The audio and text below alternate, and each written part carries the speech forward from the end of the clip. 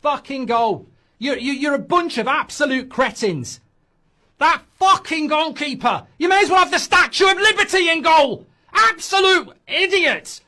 He is like concrete. You may as well have a concrete cock in goal. Absolute twat. It's just a crap goal. What a stupid team. Absolute twats. And what happens? What does it come from? Bruno trying a fucking hero ball. Ahmad trying a hero shot. It's the same old story all the bloody time. Same mistakes all season.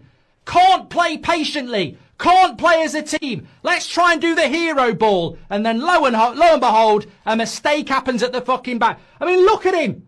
He's like the Statue of Liberty. He is stood there like that. Bloody concrete. I'd rather have a bloody dildo in goal. At least it moves. What's he doing? What's he doing?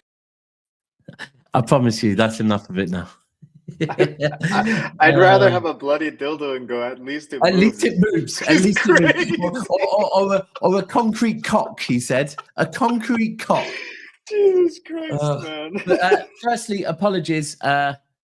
As Matisse would say, lateness is greatness. It was my fault. It was not the shake, not one little bit the shake. It was all me. Unfortunately, I basically got fucking trapped in a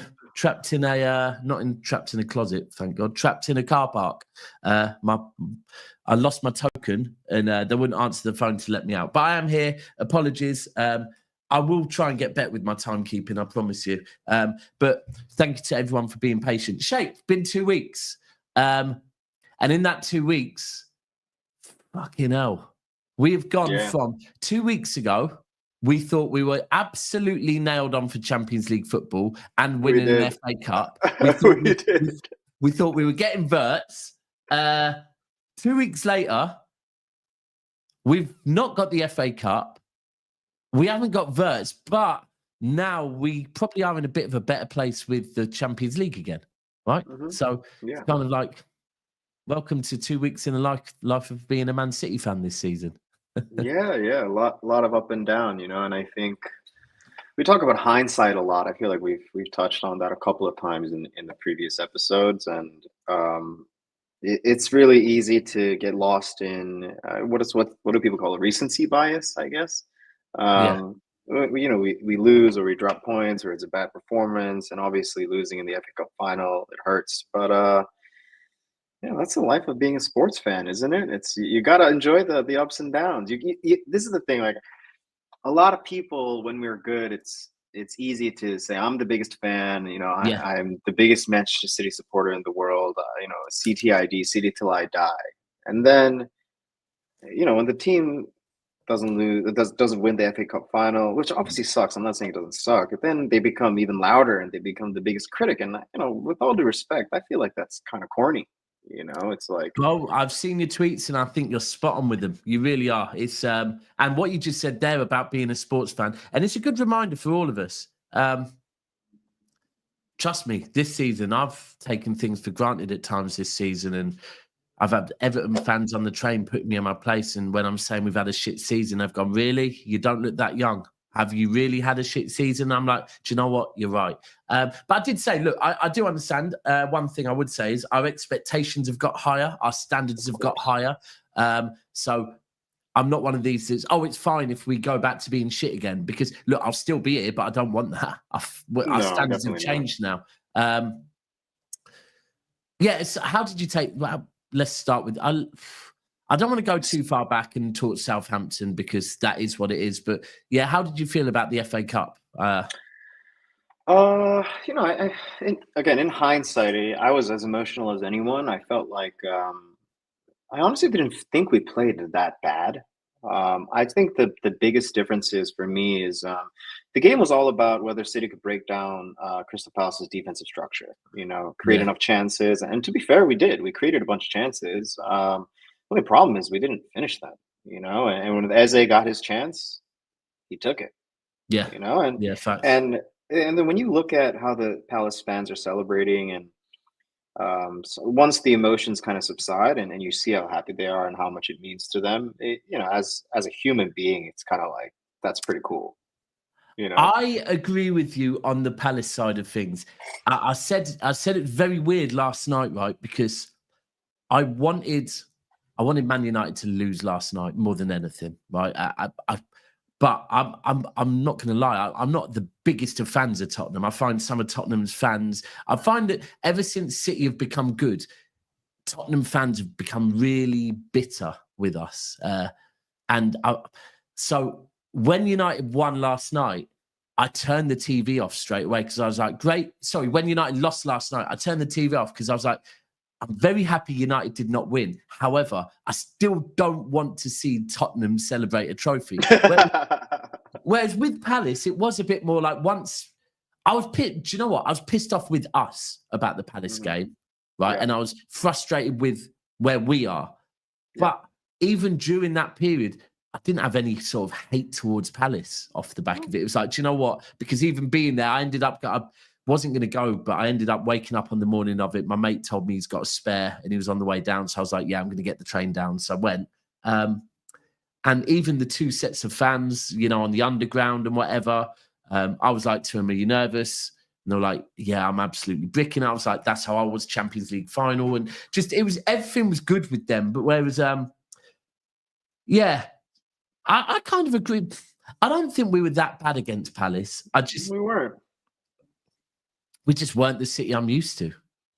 Yeah, and then that's the story of our season, isn't it? Yeah. That's what you said earlier about standards. I think standards are great, and I think people just need to remember that the people who enabled us to have these standards are the ones that are struggling now. So the people will talk about we have higher standards now, but you can't trash the people who put us in this place in the first place, because we talked about it in previous episodes. Father time waits for no man, you know. And something I did want to touch upon when it comes to Palace is specifically two players. One of them is Nico Gonzalez. You know, I'm sure you've seen a lot of the talk around why isn't Pep playing Nico more? Why did Pep decide to go with Bernardo and Gundogan? Some, you know, the unks or whatnot. Here are some facts about Nico Gonzalez, okay? Because I feel like when it comes to Bernardo, he's extremely underrated in how he duels and how he wins the ball.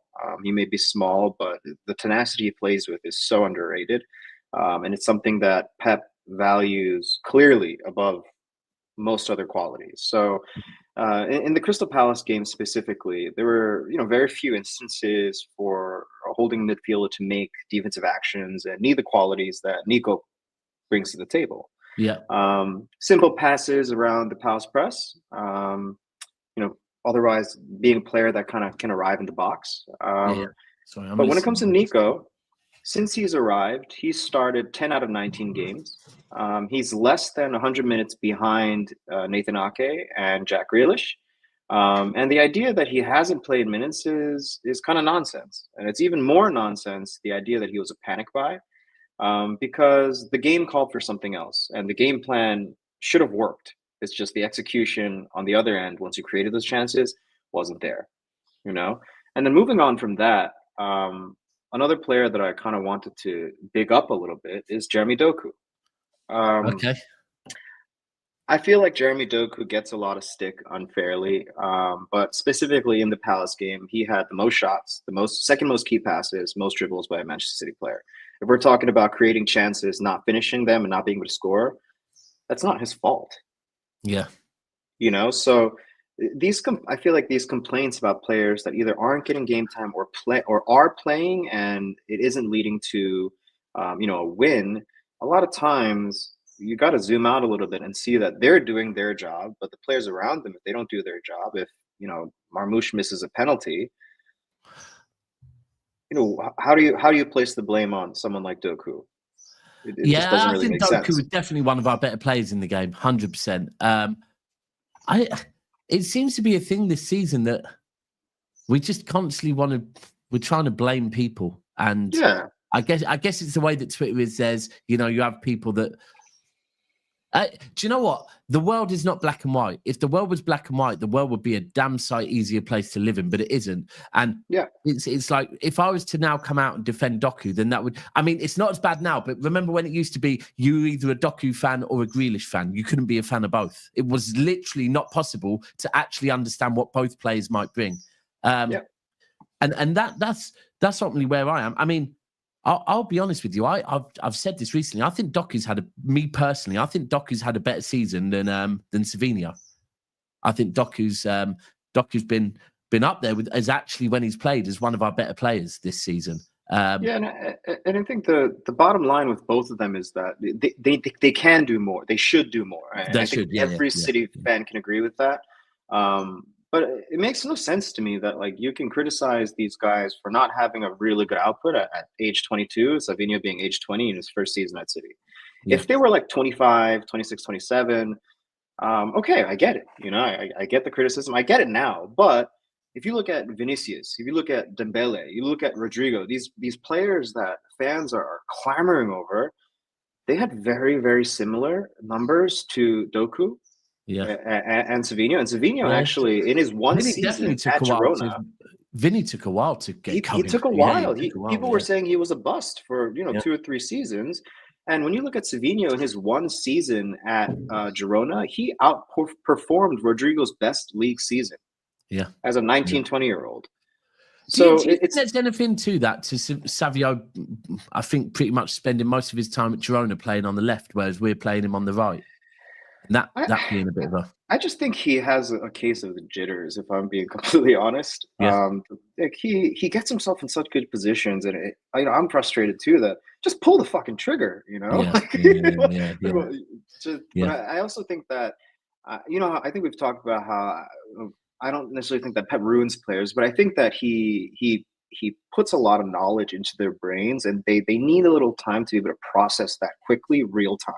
And for that to translate into execution, you can like see and not to throw some of the less intelligent players under the bus, but someone like a Nunez. I knew you were going to say his name now. Like a Nunez, and maybe it's like he's done an IQ test, and everyone knows that he's just. I knew you were going to say Nunez when you said the less intelligent. I knew, we know where this is going. and it's not just Nunez though. It's also Jack. Like these guys are physically talented. They can do everything we need them to. But in the context of like real time execution, you could see like their processing speed is like a millisecond slower than a Gundogan. You know, and that means even an old Gundogan as well. Exactly. They take this. They pass it back. They take the safer route. Or in the case of Nunez, he tries to spray a ball to the opposite side of the field and fucking clangs it right into the guy in front of it. I mean that we've definitely seen this season. Close to speed of Vardiol. Vardiol's quite. Vardiol, you can tell Vardiol's a pretty intelligent guy, to be fair. He's super smart. I just think he's doing a lot. And we can, if you want, that can be the next segue into another point that I wanted to bring up. Yeah, please do. Get the likes up, people. 200 in here. Shout out to everyone on Twitter as well. Appreciate you being here also, massively. Get your comments coming in. Go on. Who are we going to move on to? Vardiol? Yeah, so I call him Josh, Okay. He has completed 90 minutes 44 times this season. Okay? That's more than Grealish, Stones, Ake, and Foden combined. That is mad, It's at 44 times he's completed the full 90 minutes. Yes. So if anybody is thinking his processing speed is low, no, he's fucking tired. 100%. His legs are shot. This isn't a guy that is just playing left back. He's also basically playing left midfielder. He's scored goals. He's filling in at center back in a season where our defensive frailties, not even just conceding goals wise, but just physically, like injury wise, everyone has been in and out. Vardiol has been the one constant, and in that sense. And just like with Bernardo, if they show up every game, and like Pepe said, when things are bad, the guys who are there, like I can't hate on them. The mistakes they make, it's just it's part of the game. They're not perfect. They're gonna make mistakes. If you're playing as much as he did, what can you say? I think that's Bernardo as well. Do you know what? I feel like the more, whenever I seem to see Bernardo playing in a pivot, right, I think Bernardo has a good game. And by the way, I'm meaning Bernardo this season. I'm not meaning Bernardo previous seasons. It's a different Bernardo now. But whenever I see Bernardo in the pivot, he seems to have a good game. It's whenever he's put at right wing that he doesn't, well, he's not the same player anymore. And even, you know, I know he scored against who did we play the other day? Fucking hell. Brain what? Who did we play the other day? Bournemouth. Thank you. Yeah. Although he scored against Bournemouth, we even saw that in that game a couple of times in more advanced positions. Bernardo's maybe, he's not the same player anymore. But I think Bernardo's still, the games where he's dropping deep and picking up the ball, I still think he's been one of our better players in a lot of our recent games. So, you want to hear something crazy, man? I was looking up. I was just kind of reading about Kev and looking at some of the statistics from the time he came here, and I looked up the top 20 most tackles won in the final third since 2017. Yeah, Kevin De Bruyne is number 7. Okay, he's at 84. Okay, and the rest of the top 10 is Jordan Ayew, Idrissa Gana Gueye, Mikel Merino, Thomas Muller is number 6, right ahead of Kevin De Bruyne. And guess who's right behind Kevin De Bruyne? Bernardo. Yeah. Do you know what? I'd see that. I would see that. The De Bruyne one surprised me a little bit, you know. But then when I think about it, maybe it doesn't. But Bernardo, and what's that? Is that over the last how many? Since 2017, most tackles won in the final third. Yeah. I'd believe that. I would believe that.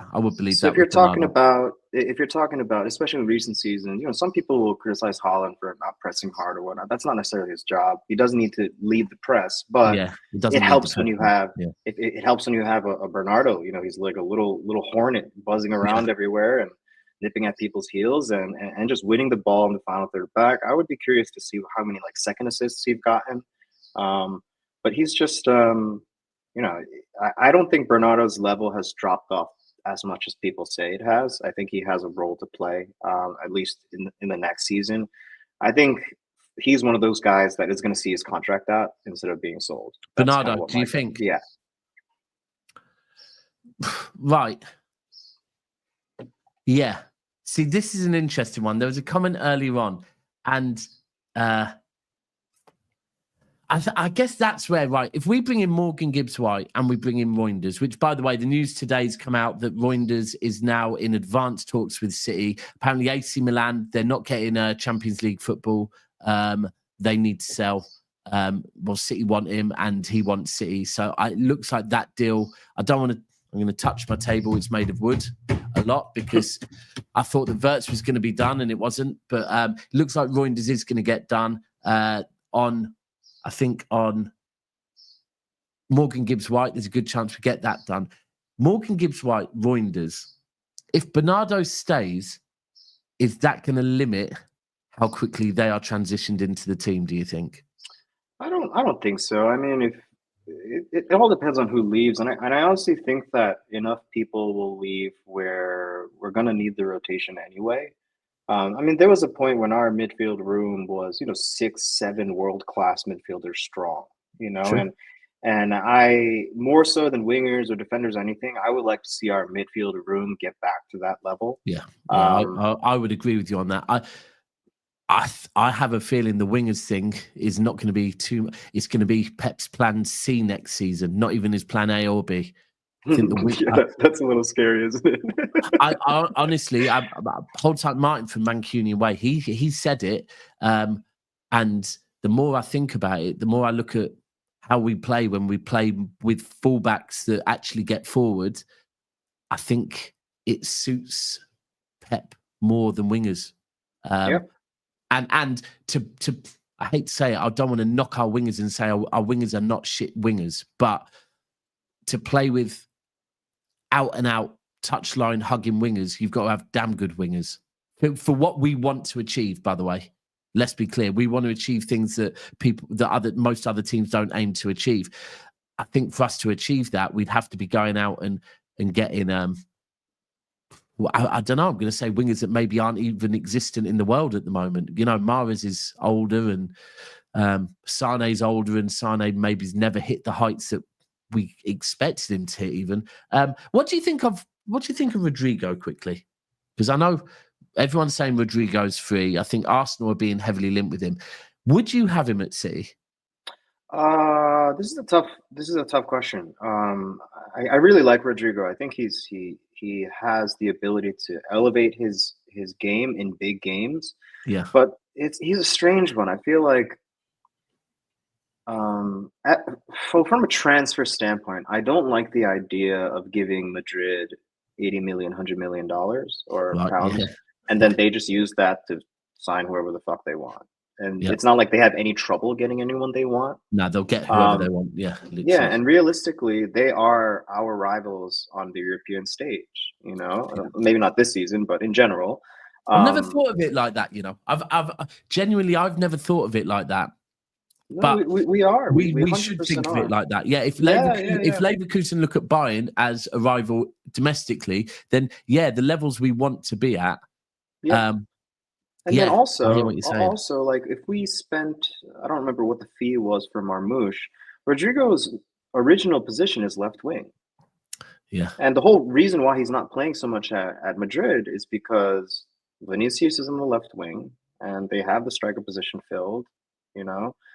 And like he's going to come here, we're going to give Madrid all this money, and wants to say that, you know, this is just me playing devil's advocate. I think he's a good player, you know. You know, we spend all that money, and then we have all these other positions we need to fill. And what I was saying before about Doku and Savinho, I would, you know, I kind of want to see them grow. And like, I don't see, in terms of goal scoring output, their bar is so low right now. I don't see how it can't get a little bit better.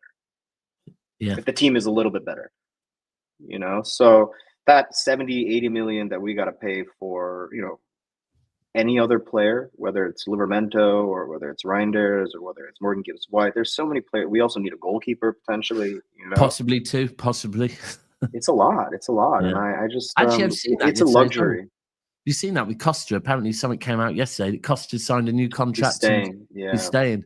Which then I guess that makes us look at now, what is it? I'm going to butcher his name. Is it Chevalier? Yeah, Chevalier. He's good. And then there's a lot of hype around this. I think he plays for Espanyol, Joan Garcia. Yeah, Garcia is the other one. Yeah, he's pretty good. So, I mean, let's see what happens. The other one is James. I mean, James Trafford is a shout because this whole English quota thing, that if we do have to hit an English quota, Trafford probably would be old enough to hit it, but I don't see he going to Newcastle. From what I've seen, that's pretty much done and dusted. I must admit, I thought Costa was as good as. This is what's really, really, really confusing me at the moment. Is that 1 minute I'm thinking, I think Costa's done, and it seemed like our plan was all there. We knew exactly who our targets were, and I'm not going to lie. Over the last 2 weeks, and even I'm reading that Viana needs to sit down with Pep to work things out, and I'm thinking, hold on a minute, no, this should have been done earlier. Like if we're still trying to identify our targets, it does worry me a little bit, especially when you see that Liverpool seem to be, you know, they're the champions, and they seem to be pressing on with their targets. That being said, they've had a whole season to look at their targets because they didn't buy anyone last summer. But it does worry me a little bit that we still don't seem to know exactly who our targets are. Yeah, I mean, it's definitely concerning to see these reports and stuff. But realistically speaking, it's like every day it's a different report, and every day the reaction is the same. You know, it's like hysteria and panic. I honestly think the board has a set of targets. I think, you know, 1 through 5, you know, or 1 through 3 priority. And we're just going through the targets. Obviously, we know who the priority ones are. Bertz was obviously one of them. You know, just like Declan Rice was one of them. Jude Bellingham was one of them. There is like the tier 1 target that the entire footballing world wants, and us being at the level that we are, we're inevitably linked to them. But I think maybe it's just the eternal optimist in me that, like, I find it very hard to believe that we have 2 fucking sporting directors right now, and like we don't have a list of 5 players that we're going after. Yeah, I hear that. When you put, like, come on. When you put it like that, I do hear what. Do you know what it is? It's funny because this season, and there'll probably be some people in the comments that get what I'm saying here, that this season I've gone from probably being seen as one of the happy clappers, positive about everything. No, don't say anything wrong about anything to do with Manchester City. Whereas at the moment, it is a bit out of frustration that I am looking at some things thinking, yeah, I am getting a bit frustrated, you know. Yeah, Like there's some things that frustrate the shit out of me. And I mean, yeah, thank God United didn't win yesterday, or I would have been even more frustrated. But I'm looking, I do understand that. I think one of the key things we have at the moment is, or we don't have that Liverpool do, is Liverpool have their league position and European football signed, sealed, delivered, right? So Liverpool can go out and negotiate with any club and any player, knowing the full negotiations, knowing, well, we know where we've finished. We know what money we've got coming in. We know what money we've got coming in next season. And also, we know what we can offer you as a player. Whereas City at the moment are still a bit like, well, firstly, we want to get business done. But secondly, we actually need to get business done to know how much money we do have coming in. And to know that if we're speaking with, whether it be Reijnders, whether it be Gibbs-White, to know, by the way, we can offer you Champions League football. Because at the moment, we're speaking with players and going, we're not quite sure what level of football we can offer you next season. You've got to wait a few more days. And I guess that does hinder getting deals done massively, especially the financial side. Because if we don't get Champions League football, what's that? Probably 100 million less? Yeah. I mean, so it is a big difference. It's we have money to spend regardless. At least that's what I've read. But again, just like you said, there's a lot of, and some City fans might not like me saying this, but there's some clouds over City. You know, it's not rainbows and butterflies. I'm not naive enough to think that, you know, I used to work at a sports agency. I've been in rooms where they negotiate contracts for players and stuff. Actually, that's actually how I met Vincent Kompany. But the things like, you know, the 115 and all of that, it's like, we don't really know how long Pep is going to stay either. It's like, our players are trying to sign 4 or 5 year contracts. They're coming for Pep. They want to know that there's a plan in place. And as of right now, like you said, not having Champions League is a big part of that plan, you know?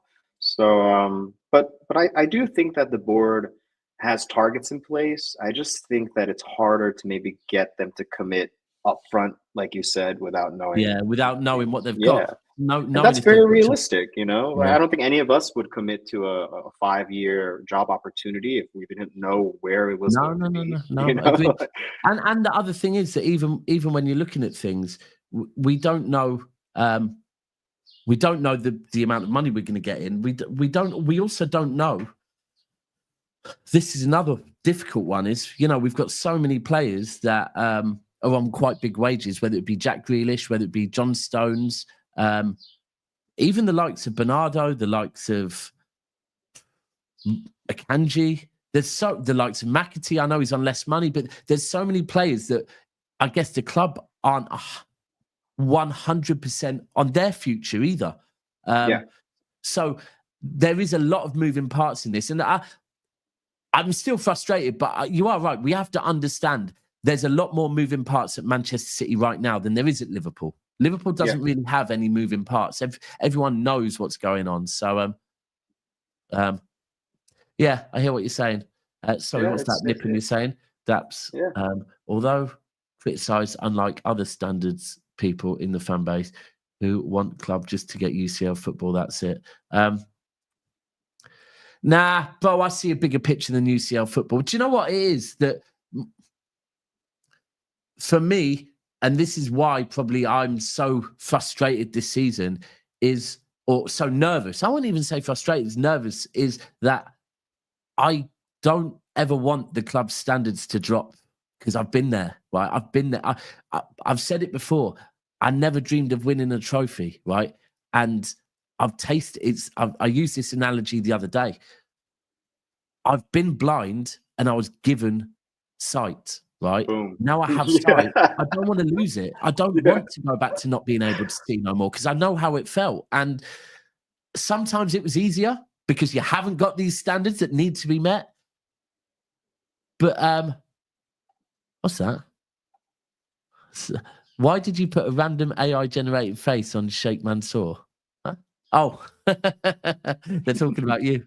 Yeah. It's But literally my I don't, face. this is his face. This is his face. Yeah, but you're not Sheikh Mansour. Yeah. Actually, did you see that tweet the other day? Which one? Fucking hell. You tweeted something, right? Oh, I know. Saying that I think that Khaldoon has got faith in Viana. And then someone tweeted, well, of course the Sheikh would know that. And it's like, this isn't really Sheikh. What? Sheikh Mansour is on Twitter. I'm telling you, man, my DMs, people are asking me to pay for their college. Oh, do you get that as well? Oh, all the time. It's ridiculous. Some of the stuff Steve gets is mental. Steve gets people asking if he can have a word with Pep and get him into the academy on a regular basis. Steve sat there thinking, "Fucking hell, I don't speak to Pep." Yeah, I had one fan from Uganda send me a video of his nephew asking if I could get him a tryout. Yeah. I'm sorry, I would love to if I could, but the worst thing is when you say you can't, sometimes you get, oh, come on, I know you're a good person. I know you're a good person. The guilt trip to do with me being a good person or bad person. I can't get someone into Manchester City's academy, okay? If I could, I'd be there at 42 years old, still playing a kickball. Right. There is 827 of you in here across all platforms. 320 on YouTube. If you are on YouTube, please make sure you smash the like button, subscribe to the channel. If you're not on YouTube, maybe give us a subscription later on. But appreciate you being here. Get your comments in. It's great to see the comments so busy. Right, a player I want to ask you on, because I know you do more scouting than me, and I see a few people mention him. Wesley. I gotta be honest, man. I don't really know much about him. No? I wanted to do kind of a deeper dive and watch some of his games, but from what I've read so far, apparently he's a very kind of all action type of fullback. Has some of those young deficiencies that you might see from younger not underdeveloped, but like that makes it sound like he's like like frail. No, he's strong. He has a nice base, but. I don't know if you know Bailey Wynn. He runs the Sky Blue Times. Yeah. He's one of my most trusted kind of sources when it comes to learning about players I really don't know about. And he seems to think he's pretty good. And also, obviously, wouldn't cost an arm and a leg like someone like Livramento would. But Livramento would cost. I'd love Livramento, but it would just cost too much, I think. Yeah. So there's some tough decisions that we need to make. But on that note, I was thinking about this yesterday, and big fan of Livramento. But if we can't get him, and we still want to kind of target, that age 23, 24, young, not necessarily in their prime English player, I feel like we should go after Spence from Tottenham. I'm a big fan of Spence's game. I think he's for what side? For what side? Well, we can play both ultimately, but yeah, he can play both. He can play on the left. He can play on the right. Why don't we double dip into Tottenham's right back's position? It's like we gave them Porro. What go and get? What actually? While we're talking Tottenham, I don't know if it is an actual link. I know about a month ago we linked with him. What do you think of Udogie? I used to like Udogie a lot. I feel like he has a bit of a bozo gene, which I don't like. Yeah, I've seen that. But I do think he's young. He's super athletic. I don't know. I wouldn't necessarily say no, but if I was going to choose between any other fullbacks, I would pick Spence. Yeah, I hear it. I do hear it. I personally think that's the more I've sat there and actually thought about things and looked at the way we've been playing when we've been more successful over the last 2 months. I do think we're going to be moving away from wingers. I think we're going to be playing with, and look, Haaland is going to stay our number 9, right? Let's all be very clear on that. Anyone that even, I see some people turning on him that little bit, and I get why. But People you need know, to relax. even in his worst season, he's still one of the top goal scorers in the Premier League. And by the way, that's in a dysfunctioning Manchester City team, right? But he's going to stay there. We've brought Marmoush in, and again, I see criticism for Marmoush at the moment, but a player that can turn up and just score a goal like that is what we fucking need so badly at the moment. I mean, so badly, because often those first goals are what enable us to start playing better football. Because the minute we score one goal, all of a sudden our style of football seems to be so much more fluid. Ultimately, the team has to come out a little bit more. So I think Marmoush is, how do you get Haaland and Marmoush in? Well, very simple. You don't play with wingers, ultimately. You play Marmoush on the left. I don't want to see Marmoush on the right. But then we look at how we've been successful. It has been with O'Reilly and Núñez. Or even the other day with Vardy, but ultimately with fullbacks. So, and the fact we're being linked with half a dozen fullbacks tells me that is the way we're going. If you could pick any two, what would you pick? If you could pick any two fullbacks right now, That's tough, man. out of our targets, let's say out of our targets, to make it that little bit easier. I mean, are we taking into account like all the other things like homegrown quota and price and all that, or is it just like literally anyone that I want? Now let's just go with anyone you want that we're being linked with. We're being linked with. I mean, my heart. I really like Spence. I really like Spence. I think for the right. Yeah, I like Spence for the right. I do think there's some merit in saying that he potentially plays better on the left. He's played well on the left this season. But and I don't know if the Cambiasso link is still valid, but I do really like Cambiasso as a player. And we also were linked to another. It has gone quiet. Al-Nouri? I understand why people like Al-Nouri. I'm not the biggest fan. I think his ceiling is kind of set, and like he is who he is. I don't really think he can grow more than who he is already. That's just my personal opinion. But if it was Cambiasso and Spence, or even Livramento, I would be happy. But Livramento and Spence, I look them as very kind of similar in my head. It's like I would be very happy with either. I just think, for me, if I could pick any fullback right now, I'd 100% be going for. Sorry, this is any fullback that is realistic, and I don't really think Livramento is realistic, but I'll put Livramento in there because I think also this whole English quota thing, I think you get Livramento, we're ticking that box as well. I think Livramento is absolutely brilliant, and to be honest with you, this isn't a flash in the pan with Livramento. I think Livramento's had a great 2 seasons. Last season when he was coming in for Newcastle, every time he came in, he didn't put a foot wrong. But I just don't think we could get that done. I don't think Newcastle are going to get Champions League football. And I think with the fact that, what's his name? Their English right back that's getting very old now. Very, very old. Atletico Madrid. Was at Atletico Madrid. Fullback? Oh, Kieran Trippier. Kieran Trippier, thank you. Yeah. With Trippier getting old now, I think it's one of those ones now where Newcastle will not want to sell Livramento one little bit. So yeah, that would cost us 70+ million, I reckon.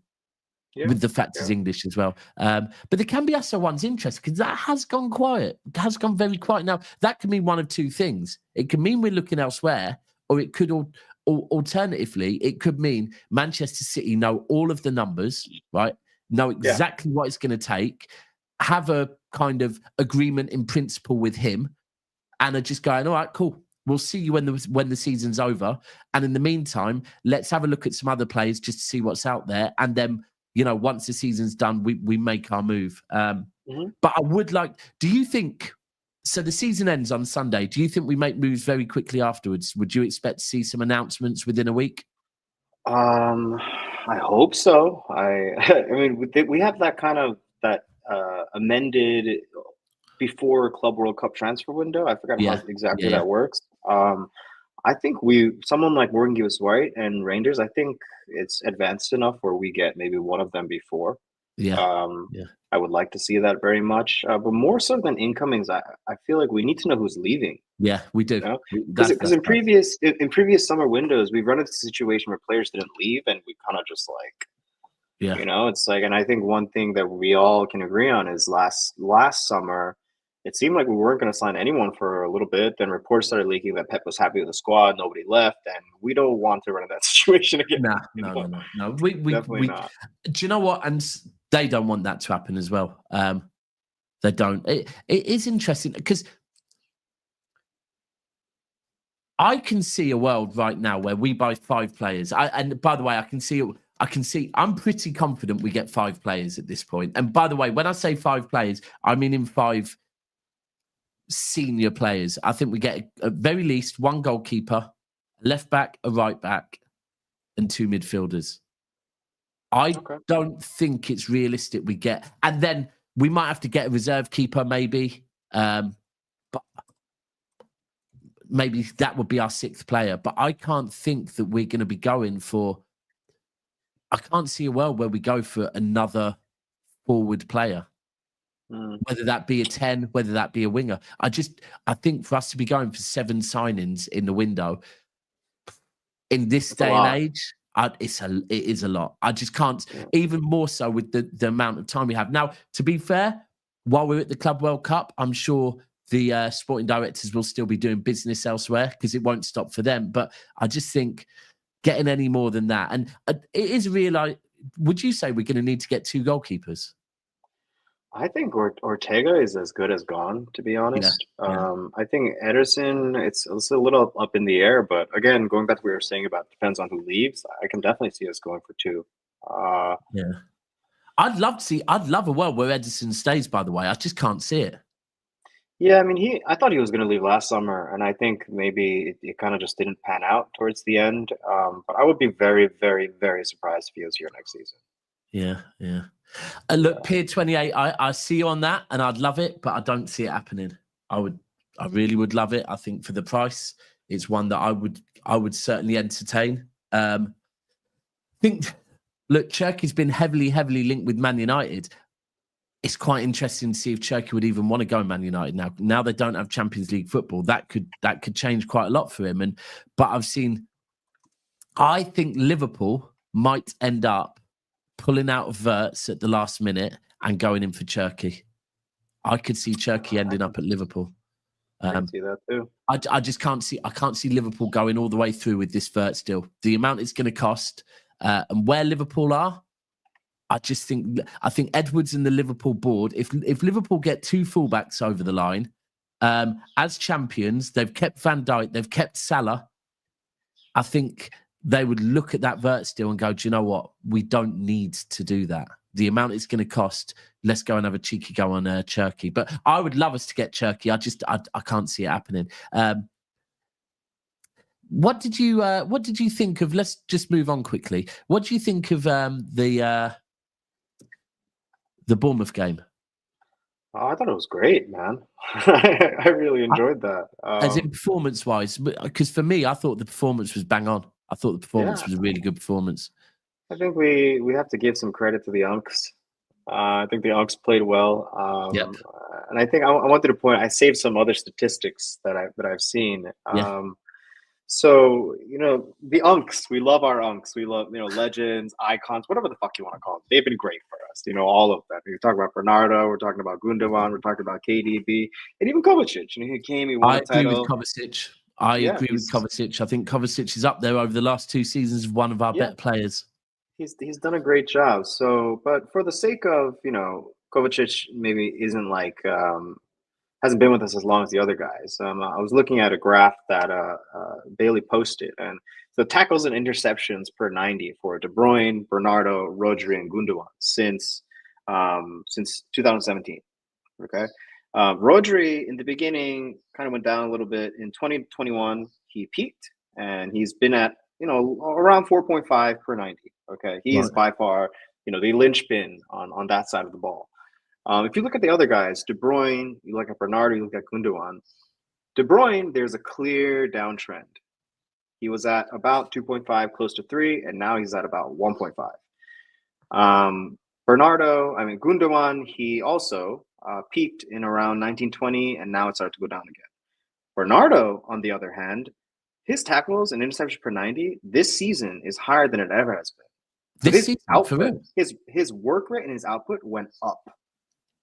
So Wow. this idea that he is cooked or whatnot, I just think he has to do everything, and you can. Yeah. That's kind of how he plays. He's like a Tasmanian devil. He's all over the pitch, flying around. He is. The only thing sorry, I've just got to pull this comment up. Low fat. I have noticed it, and appreciate you always being in low fat. And please don't take this personal. Think I'm personally coming for you, but I have noticed your real dislike for this player. Why is it right? Would you say that with cover, with Bernardo, right, with Bernardo, De Bruyne, and Gundogan, yeah, they've got so much credit in the bank that I totally understand why, even though deep down we go, yeah, they are pretty old. They've got so much credit in the bank. But am I blind, right? Or has Kovacic been one of our better players over the last 2 seasons? He has. And by the way, listen, you can tell me about an Arsenal game and I will agree with you, yeah? At times, Kovacic has had bad games, but so has, in the last 2 seasons, so has every single player for us. But for me, if we even look at the back end of last season, which, by the way, was a title winning season, Kovacic was Rodri's legs at the back end of last season, right? Rodri was already blowing, right? His legs, he was already calling for us, saying, I need a rest, I need a rest. Cover came in last season, back end of last season, and was literally Rodri's legs. Even if we look at this season, Rodri got injured. We still won 7 games after Rodri got injured, right? When Cover got injured, yeah, that's when, and by the way, let's remember, Cover is Cover's an 8. He's not a 6, so he's doing a job that actually isn't his. So I don't know. I just sometimes think that Cover gets, and I wonder if maybe it is because he hasn't got that credit in the bank. But you know, even the other day, I know he got subbed off, but he got sent off. For me, that mistake was more of a Vardiol mistake than a Kovacic 100%. mistake. 100%. And in the game again, I think Kovacic. Do you know what? Even in Crystal Palace, no one can tell me we didn't miss Kovacic against Crystal Palace. Like, he's been one of our more creative players this season, and I just think if someone right now for me, and by the way, I could be completely wrong, and you lot could say Daps, you need glasses, you need stronger glasses because I don't know what you're seeing, but I would put Kovacic as our second best player this season behind Vardiol. Yeah, it's a very, very fair assessment. I think if I'm trying to be impartial, Kovacic this season was one of our better players when all of our other players' levels dropped. Yeah. So there's that caveat. But that being said, like you said, he's an 8, and you can tell he's an 8 by the way that he plays 6. When a lot of times, if you look at players like Busquets and you look at Rodri, it's like there's no panic in their game.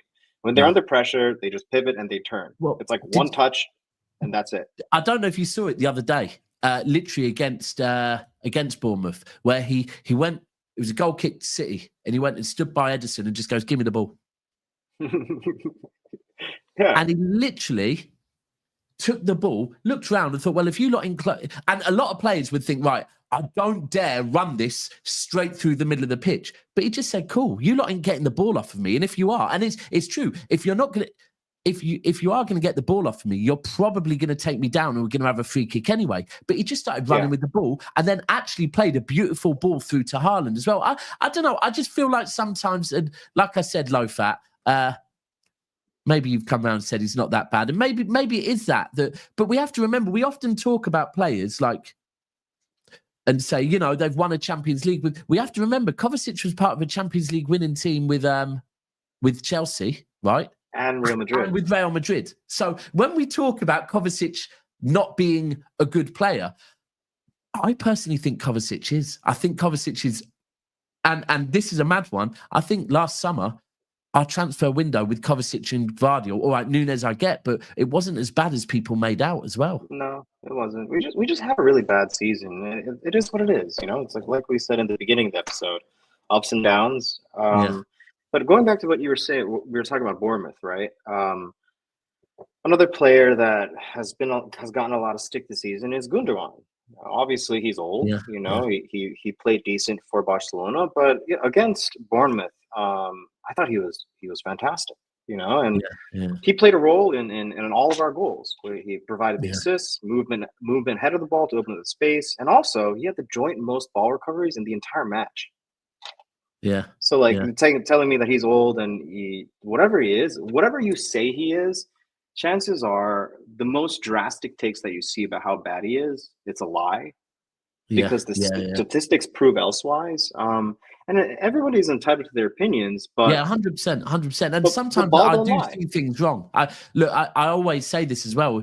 Sometimes at games, I actually honestly believe that people that watch from home often have a better analysis of the game than if you're actually at the game, because at the game you don't always get to see things as well as when you're not at the game. It can go swings and roundabouts. So sometimes at the game I miss things, and people will say to me, "Oh, did you see this?" And I'm like, "I didn't. It didn't even pick up on that." So I know I can be wrong. I just think the Kovacic thing sometimes, and I do get he hasn't got the credit in the bank that others have got, but I think sometimes he's been downplayed, and you just have to, like you said, you just have to look at the stats. That go and look at the period when he wasn't playing, and I guarantee you we started losing once Kovacic got injured. And look, there is truth to that we then had no six. But what do you think of Nico Gonzalez's cameo though in the goal? Because the goal for me told me quite a lot. The way it was the look. It was the way he looked like he was going to pass the ball and like had a light bulb moment in his head and thought, "Now, fuck this. I've been waiting for this moment. Just I'm take having a it." rip, you know. And just dropped his shoulder and De Bruyne-esque finish, to be fair. Yeah, or Rodri, you know, Or just Rodri, yeah. I love Nico, man. We've talked about this as well. He, you know, back before the January transfer window, he was the number one list on my list of midfielders that we should sign. Based on how he was performing at Porto, his age, the fact that there was a release clause. I have no qualms. I have no anxiety over why he hasn't played more or enough or whatever anyone says. I just think that when he has these opportunities, he just needs to take them and run with them. You know, Yeah. and I think that that's the biggest thing for kind of these Yeah. younger players, Yeah. whether it's Yeah. academy or new 100%. signings. You'll get your chances, but if you don't perform when you get these chances, then you're going to become an afterthought, and that's Yeah. the cutthroat nature of top level football. Yeah. You Yeah. know, You're spot on. And that it is. I mean, even if you look at fucking, I mean, Dele Alli is one that always springs out to mind to me, because he only got a run in for Tottenham because I think someone was injured in pre-season, and he ended up nutmegging Real Madrid in a friendly and being the best player on the pitch, and then the rest was history. I know he's gone downhill since then, but you have to take, and I think, you know, Gonzalez stepping up and scoring that goal, that was it was a nice moment for him. And by the way, listen, yeah. we got to see a Rodri and Nico Gonzalez pivot before GTA 6, before GTA 6, bro, before GTA 6. And let me ask you a question quickly. How did you feel not when you saw Rodri warming up, not when you saw Rodri was coming on, how did you feel nerves-wise once Rodri had laid a foot on the pitch? Because I was all over the Oh gaff. my god, dude, are you kidding me? It is like the whole mix of emotions. It's just seeing him back is one, and also it's like it's Kev's goodbye game, so it's like the emotions were already crazy. Yeah. But That's the thing. But I was just, there was a few times where we started trying to break into a run. I thought, don't, we're 3-0 up. There's no need for you to run, bro. Just chill out. And I thought, you know what Pep said before about, I think he said it when we first got Rodri, that sometimes Rodri moves too much and he just wanted him to stay. I thought, listen to Pep right now. Do not move a lot, please. Because every time he moved, I was just thinking, You know what? On that note, it's like, I don't know, like if you watch Nico, he has that same problem. When he plays in the six, Pep he come has out the and said it. same exact problem. Because at Porto he was used to going forward. He was scoring goals, he was getting in the box, and I feel like that's his instinct. And it's the same thing with Kova. These guys that have instincts as an 8, but are expected to play as a 6, play calm, sit in that area a little bit. They have to fight their own brains. Yeah. And it takes a long time for them to get that. And if they aren't accustomed to kind of sitting and playing the way that Pep Guardiola's 6 does. It's going to take time for them to. Yeah. Pep said very similar things, I believe, about when Rodri first came. I'm sure someone posted on Twitter, you probably saw it, but posted what Pep said about Rodri's first season at City, and then so far what he said about Gonzalez, and they're very, very similar. That, you know, he knows he will get it, but he just needs to understand a bit more about what. And he's so smart. The difference is that when we talk about 6 at Manchester City, it is a different, and maybe other clubs are now playing a bit similar, but it's not, you know, you say 6 to me, I think Nigel de Jong, right?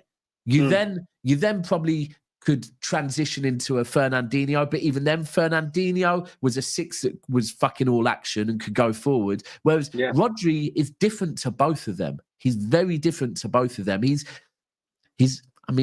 ultimately he's a Barcelona 6, isn't he? That's what he is. He's a Messi 6. Yeah, it's kind of crazy. It's like I don't even consider Rodri. He's just the best player in the world. You know, that's the best way that I can describe it. We hope long may that continue as well. Pray long. But I think the one thing that did show me and there probably is truth to the fact that if Rodri was not on that pitch, then Gonzalez would not have been in that position to score the goal. That it is quite interesting that maybe Rodri being back will unleash what Gonzalez can be. Whereas while Rodri isn't there, all of a sudden Gonzalez was expected to play that don't move, right? You just move left and right, you set the tempo, you don't move too much. Whereas with Rodri there will be moments where it's like, you know what, Gonzalez, go and do your thing as an 8. Go and crash the box like Gundogan would have. So just one super chat I want to go through, then we'll come back to if there is anything that you urgently want to chat on before I let you get along with your day.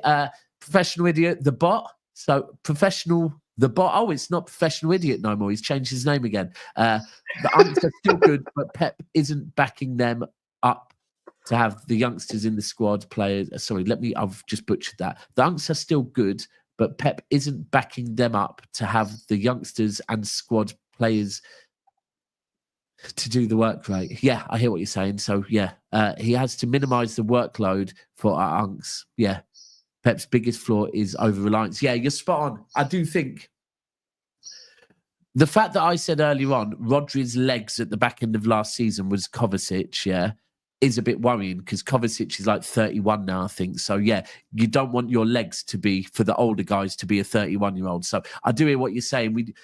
And I hate to say it, maybe that's where Reijnders, Morgan, Gibbs-White come into it. I don't know. And by the way, the news yesterday with Foden coming out and saying that he's had a lot going on off the pitch. He needs to focus on his mental health and whatever. That is the truth, that maybe if Foden, Núñez, McAtee were given a bit more time to help the uncles out, maybe we wouldn't have. Do you know what? Even Grealish, when Grealish has played and been offered legs in the middle of the pitch. But appreciate the super chat as always. Right, anything you need to... by the way, I'm not going away now, so we will be back to having more often shows every week, every Thursday. But anything you want to chat on urgently? I just think I want to give Foden a lot of credit for speaking up. Yeah, you know, I think a lot of fans have justifiably been concerned about, you know, what's happening with him. Not even just the footballing side of things, but clearly he's going through a lot. You know, and in that sense, I think we're seeing a bit of a crucial, maybe a turning point for him in his career, where a lot of players are leaving, and he is no longer that star boy, as people call him. He has, 3-4 fucking kids at this point. He's a grown man. He should be entering the prime years of his career. And I used to joke and say that when it's all said and done, Foden might go down as the most accomplished English player of all time. If all things go well at City, his trophy haul is insane. But that being said, what I would like to see from Phil, and what I'm really hopeful of, is that the true greats of any sport, it's like when they face adversity, no matter how often, no matter what it is, they come back, they grind, and they don't just reach the top once, they stay at the top. Yeah.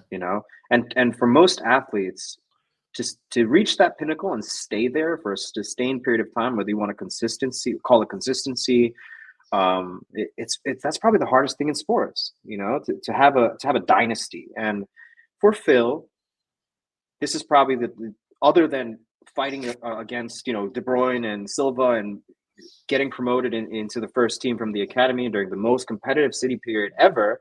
He has enough credit in the bank to do pretty much whatever the fuck he wants for the rest of his life as a City player, in my opinion. But this is it, you know. This is your time to show that and embrace that weight on your shoulders of, you know, our club needs you, and we believe you can do it. You've shown that you can do it.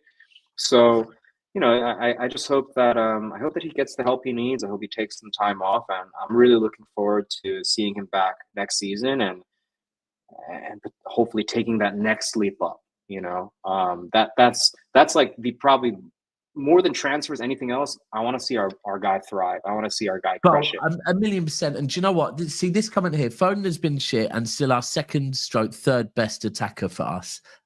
Last year, he rose his level from a great player to a world-class. 100% agree with you. And we have to remember last season, this is what the start of last season, we had no Kevin De Bruyne. And every single rival was telling us Foden must step up. And last season, he did. So whenever I see anyone try and take away what he did last season, I think, no.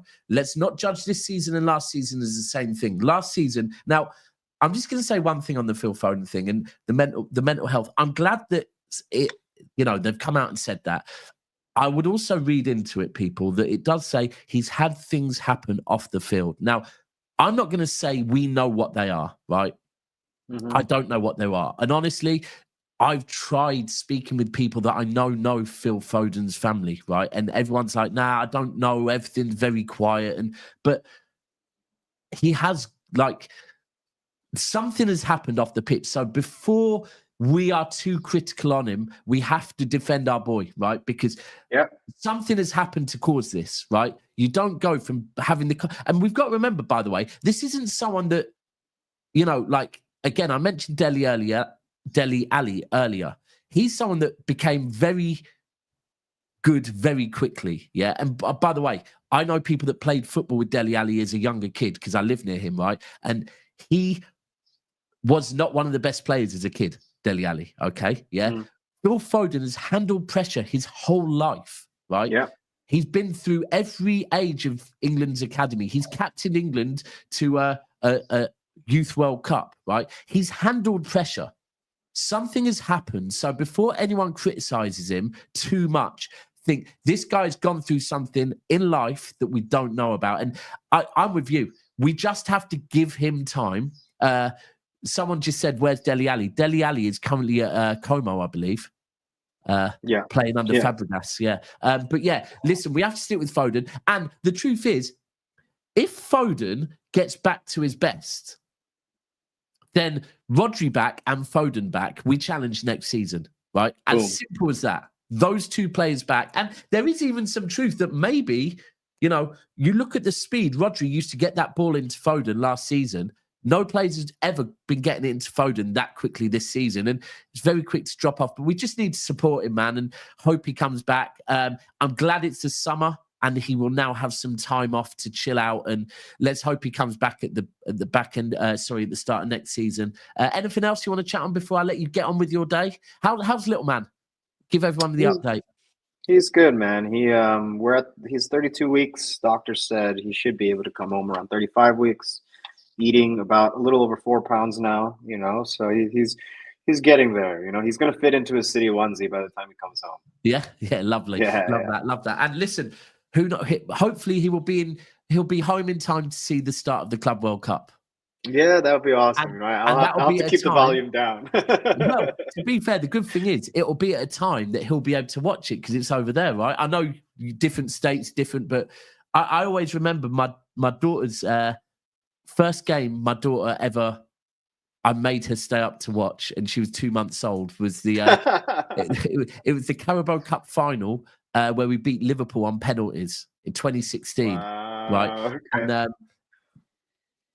because her bedtime around that time was about 6:30-ish, and because it went into extra time, then went on to penalties, she had to stay up later. And if you imagine 2 hours of a 2-month-old watching a green screen, she was so overstimulated. I got it in the ear off of my missus for the rest of the week because she was just saying. But we won on penalties. That was the one where I think Willie saved us, didn't he?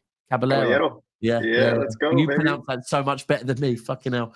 My wife is Colombian. I have a little advantage. Okay, you have to. Right, so everyone, we will be back tomorrow morning, 10 o'clock tomorrow morning, and we are the South Stand. Hopefully some more transfer news, and we look ahead to the game at the weekend. I want to say a must win, but it's not. It's a must draw, but it's technically not even a must draw. It's a Chelsea must not win, or one of the other teams must not win, and we're all good, all but there. But make sure you go, and I'm sure you're following him already. And shout out to everyone that's been on here from Twitter today, because it's really helped the comments keep flowing. So I appreciate that. Oh, and one more super chat. Sorry, from Professional Idiot saying, I remember seeing on LB's channel sometimes he sets up his players to fail because his tactics isn't working. It isn't their position or out of form.